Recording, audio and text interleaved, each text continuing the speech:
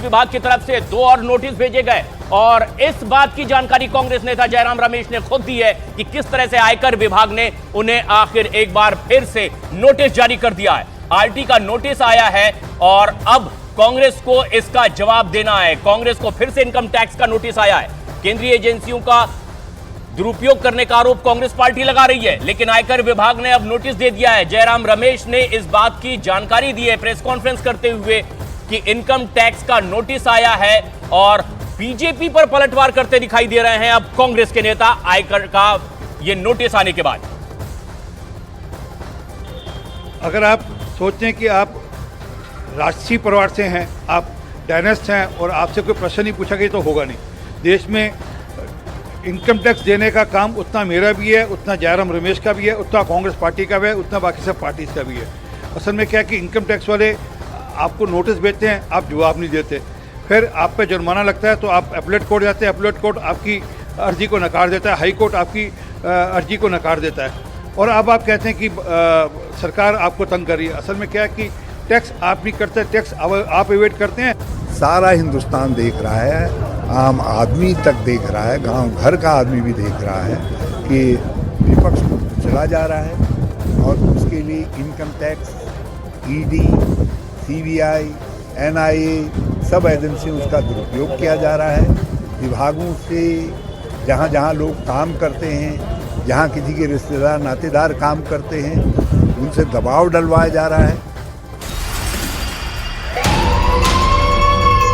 और इलेक्शन धमाका में इस वक्त एक बड़ी खबर आ रही है महाराष्ट्र से। लोकसभा चुनाव के लिए महाविकास आघाड़ी की सीट शेयरिंग का फॉर्मूला अब महाराष्ट्र में फंसता दिखाई दे रहा है। जानकारी के मुताबिक महाराष्ट्र की 4 से 6 सीटों पर कांग्रेस पार्टी महाविकास आघाड़ी के दूसरे साथी उद्धव ठाकरे और शरद पवार गुट के प्रत्याशी उतारने की तैयारी में इनके खिलाफ आमने सामने लड़ते दिखाई देंगे। बताया जा रहा है कि महाराष्ट्र की सांगली, भिवंडी और मुंबई की 2 लोकसभा सीटों पर कांग्रेस फ्रेंडली फाइट करने वाली है। महाराष्ट्र कांग्रेस के कार्यकारी अध्यक्ष नसीम खान ने बताया कि आला कमान का फैसला है कि कांग्रेस 6 सीटों पर फ्रेंडली फाइट करेगी।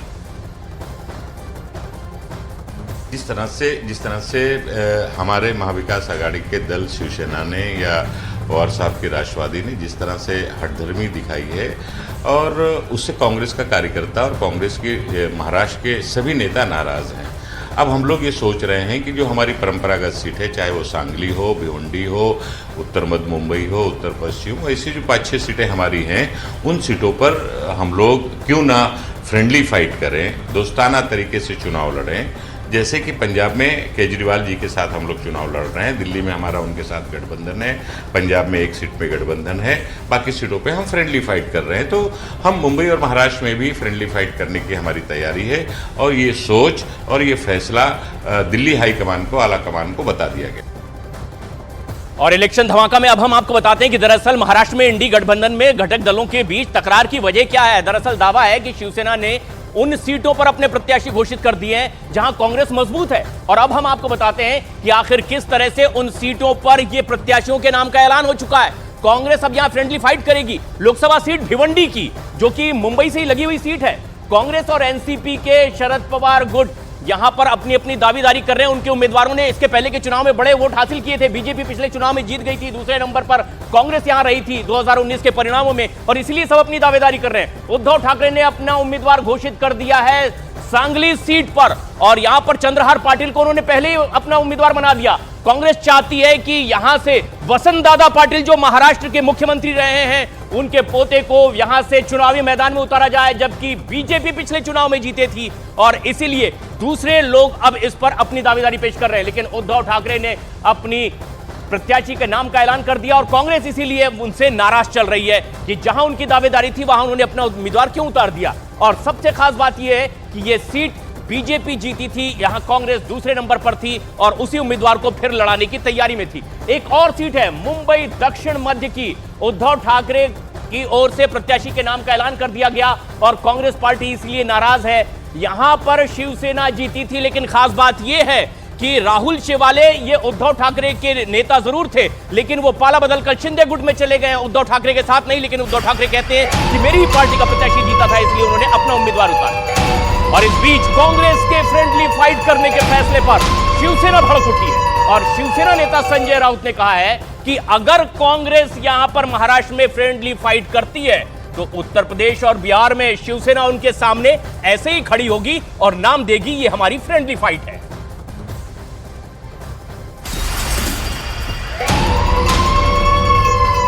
और इस बीच एक बड़ी खबर सूत्रों के हवाले से बड़ी खबर आ रही है कि महाराष्ट्र में आज एनसीपी शरद पवार गुट की उम्मीदवारों के नाम का ऐलान हो सकता है और यह बेहद अहम खबर है।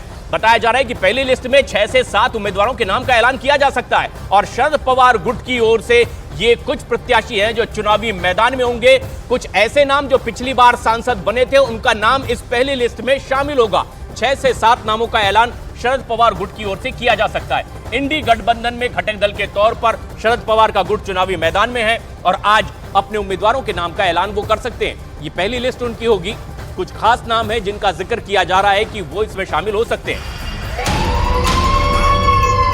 महाराष्ट्र से एक और बड़ी खबर आ रही है। इस वक्त कांग्रेस को एक बड़ा झटका लगा है। कांग्रेस के वरिष्ठ नेता पूर्व केंद्रीय गृह मंत्री शिवराज पाटिल की बहू अर्चना पाटिल आज बीजेपी में शामिल हो गई हैं। अर्चना पाटिल ने कल बीजेपी नेता और महाराष्ट्र के डिप्टी सीएम देवेंद्र फडणवीस के मुलाकात की थी और आज मुंबई में वो बीजेपी में शामिल भी हो गई हैं। इससे पहले अशोक चौहान कांग्रेस के नेता रहे, महाराष्ट्र के मुख्यमंत्री रहे। मिलिंद देवड़ा जो सांसद रहे कांग्रेस के, बाबा सिद्दीकी जैसे ऐसे बड़े नेता हैं कांग्रेस का ये साथ छोड़ चुके हैं और इसी कड़ी में अर्चना पाटिल आज बीजेपी में शामिल है। इस बीच महाराष्ट्र की सियासत से जुड़ी एक और बड़ी खबर आ रही है। शिवसेना के नेता अंबादास दानवे ने बीजेपी में शामिल होने की खबरों को अफवाह करार दिया है और अंबादास दानवे ने कहा है कि वो पिछले 30 सालों से शिवसेना में है और उद्धव ठाकरे के साथ आगे भी काम करते रहेंगे। खबर जो है गलत खबर है। मैं पिछले 30 साल से शिवसेना का काम करने वाला शिवसैनिक हूँ जो बाला साहब ठाकरे जी के विचार से काम करता है और अभी उद्धव जी के नेतृत्व के नीचे काम करता है। इसलिए सब बातें जो आते हैं गलत है, अफवाह है। मुझे लगता है बीजेपी के माध्यम से ये अफवाह फैलाई जा रही है। मेरा इसमें ये विषय से कोणताही संबंध नहीं। मैं बाला साहब का शिवसैनिक हूँ। मैं शिवसेना का काम ताकत से कर रहा हूँ और करूँगा। और इलेक्शन धमाका में अब बात करते हैं राजस्थान की सियासत की, जहां राजस्थान में कांग्रेस ने अपने 2 लोकसभा उम्मीदवारों को बदल दिया है। कांग्रेस की जारी की गई 9वीं सूची में राजस्थान की राजसमंद और भीलवाड़ा सीट पर उम्मीदवार बदल दिए गए। जहां भीलवाड़ा से सीपी जोशी को टिकट दिया गया है तो वहीं राजसमंद से कांग्रेस के सुदर्शन रावत की जगह अब दामोदर गुर्जर चुनावी मैदान में उतरेंगे। इससे पहले दामोदर गुर्जर को कांग्रेस ने भीलवाड़ा से प्रत्याशी बनाया था, जहां से अब सीपी जोशी चुनाव लड़ते दिखाई देंगे। 2 उम्मीदवारों का नाम अब कांग्रेस ने बदल दिया है और अब अपनी उस लिस्ट में करेक्शन किया है। 2 ऐसी सीट जहां से उम्मीदवार कांग्रेस ने राजस्थान में बदल दिए हैं।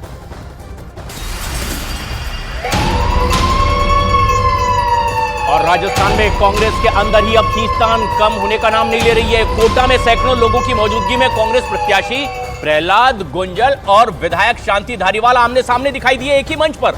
मौका था गुंजल के समर्थन में जनसभा का, लेकिन कांग्रेस विधायक शांति धारीवाल पुराना हिसाब किताब इस मंच से ही चुकता करने लगे और उन्होंने प्रहलाद गुंजल पर हमला बोल दिया। उन्होंने यहां तक कह दिया कि प्रहलाद गुंजल को कांग्रेस में शामिल होने के बाद सबसे पहले सांप्रदायिकता से हटकर अब सेकुलर बनना होगा और इसके बाद समर्थकों के बीच में ही दोनों नेताओं के बीच तू मैं की नौबत आ गई। हम आपको ये भी बता दें कि कुछ दिन पहले ही प्रहलाद गुंजल ने बीजेपी छोड़ करके कांग्रेस का दामन थामा था और कांग्रेस विधायक शांतिलाल धारीवाल ने उन्हें विधानसभा चुनाव में हराया भी था और इसकी वजह से दोनों के